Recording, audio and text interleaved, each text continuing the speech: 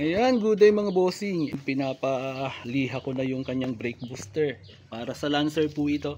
Bubuhin na namin. At dahil wala tayong mahanap na fresh pa na wiring harness nito kasama yung kanyang fuse box, nakapag-message na rin po pala ako dun sa mga ni-refer sa atin ng iba nating followers. And ayun, wala silang available na wiring harness. Meron man akong nahanap pero may mga putol din. Baka tiyagain ko na lang ito. Sinisimulan ko na nga po. Tanggalin natin yung ibang parts pa ulit dyan. Pipinturahan pa natin ulit doon para malinis. And then ito, ikikrimp ko pa to. Itong kanyang tube ng braking system niya. Ayusin pa natin yan.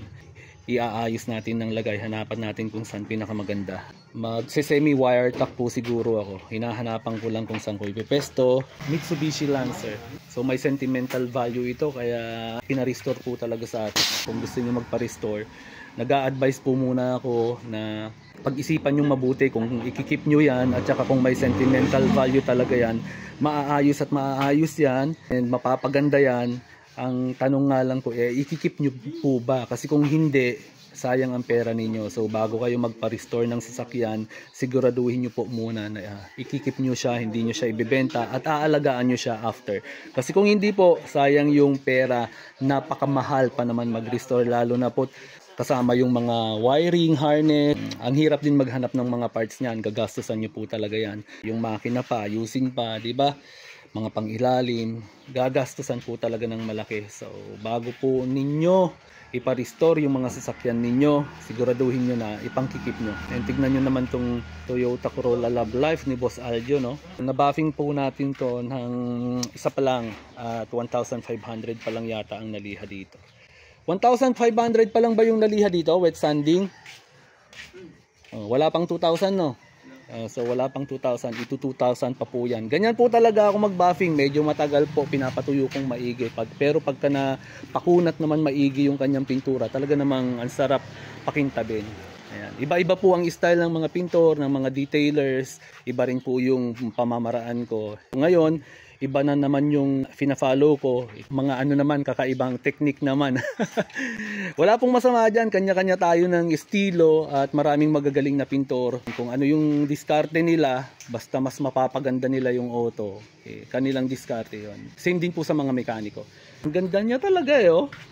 Lalo na pagka close up natin. Oh.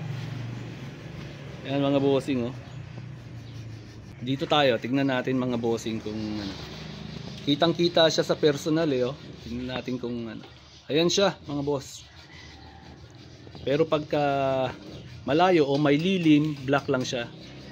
Pero pagka nakita niyo sa personal yan at medyo naliwanagan, tinamaan ng ilaw o naarawan, ayan oh, kitang-kita siya. Ganda mga boss. March 10 po pala, kita-kits tayo sa Cavite, pero mga after 2 to 3 days po siguro, iikot na ako ng North Luzon para sa North Luzon servicing namin.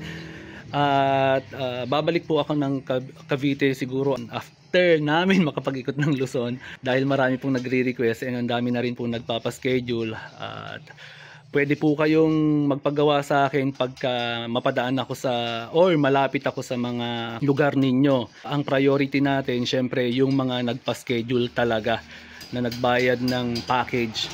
Pero kung ang balak nyo po ay magpa-check lang ng auto, pwede naman po. Kung saan ako pinakamalapit sa inyo, dayuhin nyo lang po ako, i-check natin yung auto nyo. Pero hindi po tayo gagalaw. Visual check up lang po yung titignan natin, and titignan lang natin yung condition ng performance ng engine ninyo at pati yung wiring, i-check lang natin, titignan natin. Pero again, hindi po ako gagalaw kasi mahirap na, baka malast touch ako dyan. Pagka once kasi na maggalaw tayo, maari pong bigla na lang magloko lalo or hindi na mapaandar. So no choice kundi mag-troubleshoot at malast touch ako dyan sa sasakyan ninyo, ako pasisihin ninyo. Diba?